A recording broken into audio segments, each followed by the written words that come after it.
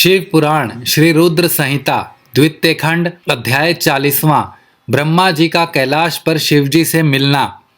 नारद जी ने कहा, हे महाभाग्य, हे विधाता, हे महाप्राण, आप शिव तत्व का ज्ञान रखते हैं। आपने मुझ पर बड़ी कृपा की जो इस अमृतमयी कथा का श्रवण मुझे कराया।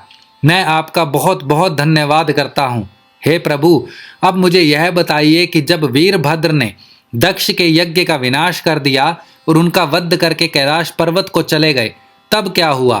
ब्रह्मा जी बोले, हे मुनिश्रेष्ठ नारद, जब भगवान शिव द्वारा भेजी गई उनकी विशाल सेना ने यज्ञ में उपस्थित सभी देवताओं और ऋषियों को पराजित कर दिया और उन्हें पीट पीट कर वहां से भाग जाने को मजबूर कर दिया, तब वे सभी वहां से भागकर मेरे पास आ गए। उन्होंने मुझे प्रणाम करके मेरी स्तुति की तथा वहां का सारा वृतांत मुझे सुनाया। तब अपने पुत्र दक्ष की मुझे बहुत चिंता होने लगी और मेरा दिल पुत्र शोक के कारण व्यथित हो गया। तत्पश्चात मैंने श्री हरि का स्मरण किया और अन्य देवताओं और ऋषि मुनियों को साथ लेकर वैकुंठ लोक गया। वहां उन्हें नमस्कार करके हम सभी ने उनकी भक्ति भाव से स्तुति की।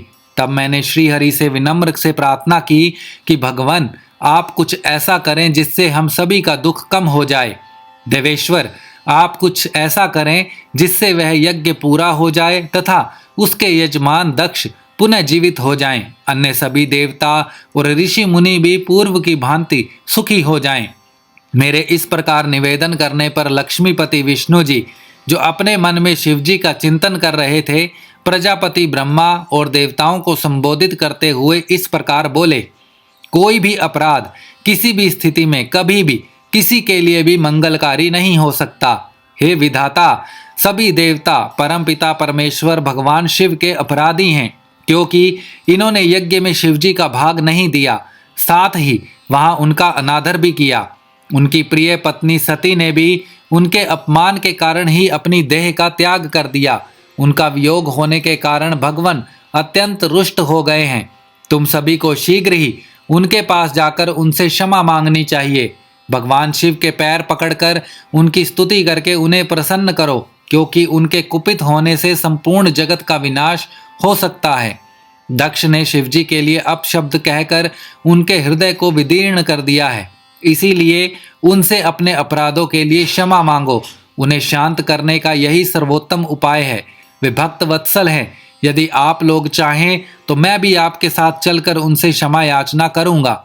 ऐसा कहकर भगवान श्री हरि, मैं और अन्य देवता एवं ऋषि मुनि आदि कैलाश पर्वत की ओर चल दिए। वह पर्वत बहुत ही ऊंचा और विशाल है।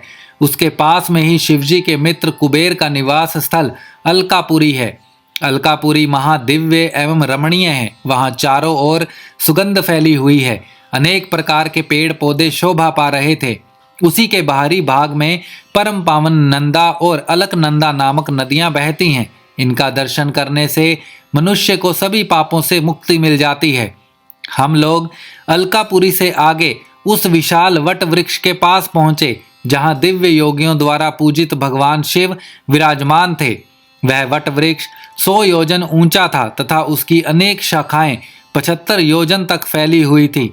वह परम पावन तीर्थ स्थल है। यहाँ भगवान शिव अपनी योग आराधना करते हैं। उस वट वृक्ष के नीचे महादेव जी के चारों ओर उनके गण थे और यज्ञों के स्वामी कुबेर भी बैठे थे।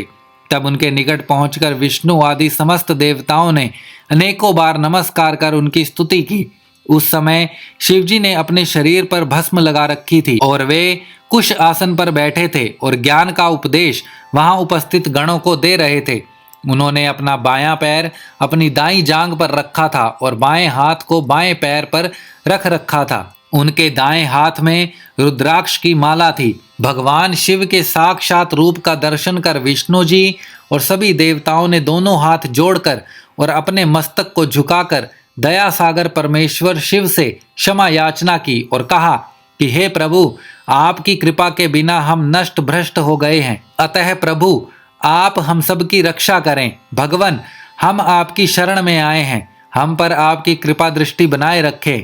इस प्रकार सभी देवता व ऋषि मुनि भगवान शिव का क्रोध कम करने और उनकी प्रसन्नता के लिए प्रार्थना करने लगे। श्री रुद्र संहिता द्वितीय खंड अध्याय 40वां समाप्त।